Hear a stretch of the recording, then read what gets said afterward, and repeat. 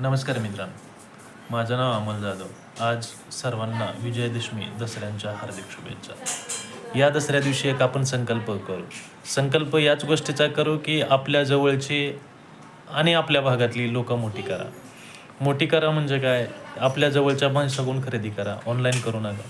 Online तुम्हाला स्वस्त वाटत असेल तर त्या आपल्या जवळच्या माणसाला किंवा आपल्या दुकानदारांना सांगा की बाबा ऑनलाईन एवढ्या स्वस्त देतं, तुला देणं होतं का सांग. 100% तो तुम्हाला देईल. कारण ज्यावेळेस आपल्यावर गरज येते, ज्यावेळेस आपल्यावर संकट येतात, त्यावेळेस आपल्या जवळची माणसंच आपल्याला सहकार्य करत असतात आणि आपल्या भागातलीच माणसं सहकार्य करत असतात.